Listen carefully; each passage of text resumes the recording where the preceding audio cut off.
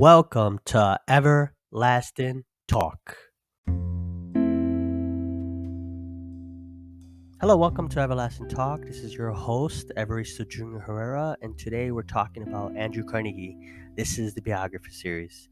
Andrew Carnegie was a Scottish American philanthropist, industrialist, and one of the wealthiest people in history with a net worth of over $370 billion.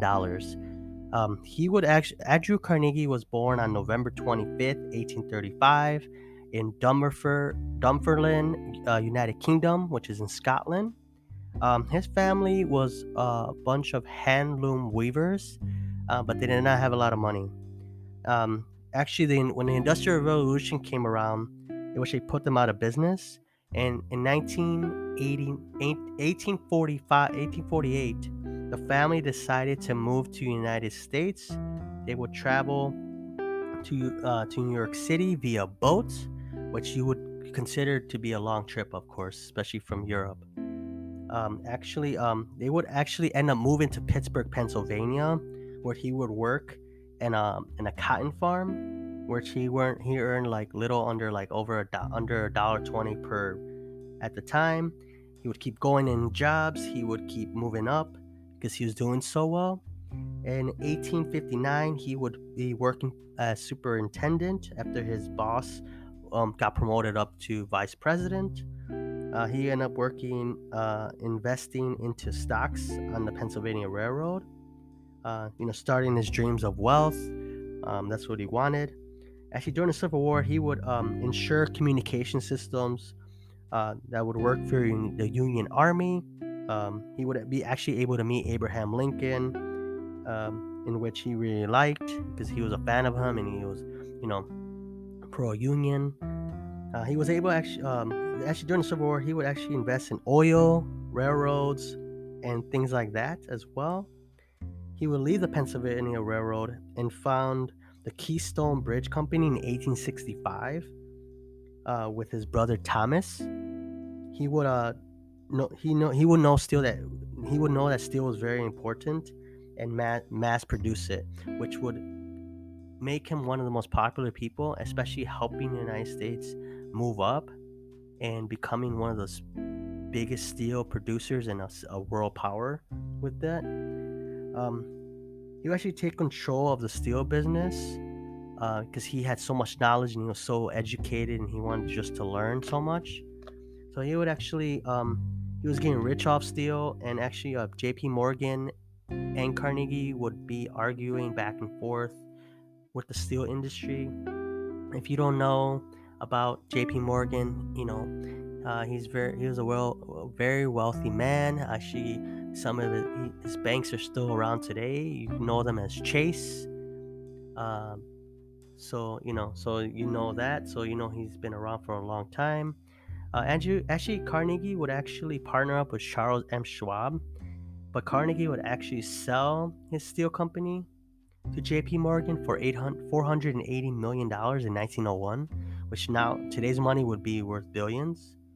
And in his personal life, in 1866, his brother and mother died within days of each other. So it's very devastating for him that he would lose his mother and brother within a couple days.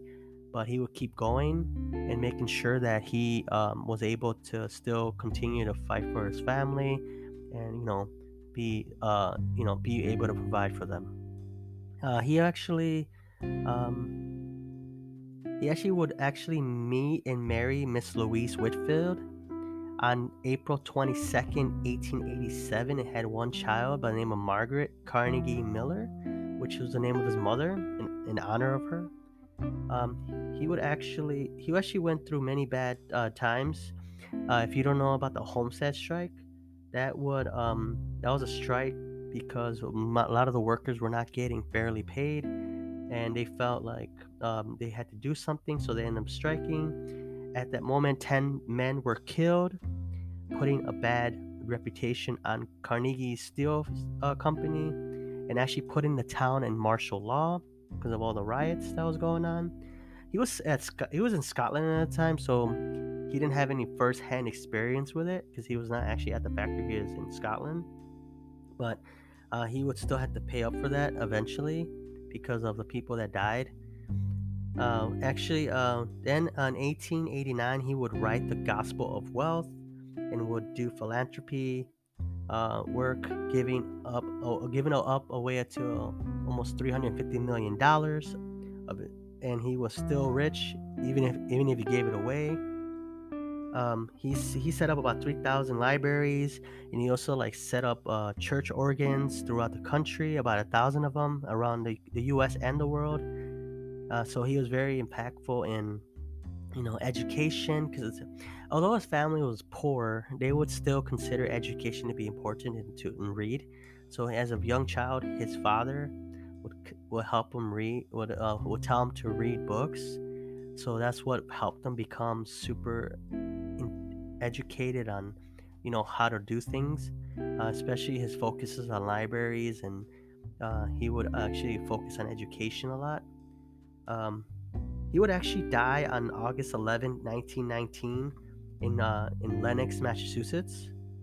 Um, and he was if you want to learn more about him, check his autobiography, A Gospel of Wealth, that came out in 1889.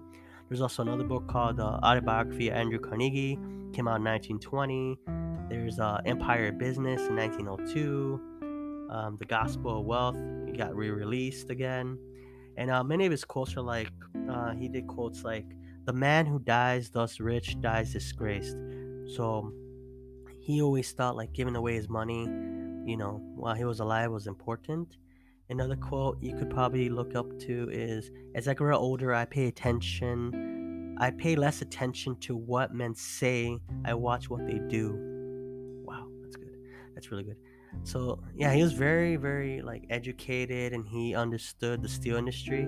He actually helped, revolutionize that. And so people consider him to be an influence because he helped create many jobs and employ many Americans, especially during the time, during the 1900s, especially early World War II, like World War One. I mean, sorry, World War One, and before the Great Depression. So it's definitely important to look him up. He was a very important figure in American history. He it's a good American dream story. He came from Scotland as an immigrant via boat. You know, he came to this country not being as educated as he wanted to, but he still would be one of the most prominent people and one of the wealthiest people in the world. You would consider him the modern day Jeff Bezos. Like he would have billions of dollars, but to his he was richer probably than Jeff Bezos. But if you like to learn more about him, I definitely recommend those books. You can find those on any ebooks or any audiobooks companies you utilize. But this is it for episode 5 of Everlasting Talk about Andrew Carnegie. It's the biography series, and I'll see you at the next episode. And follow us on our social media. Thank you so much, and I hope you enjoyed it. Bye bye.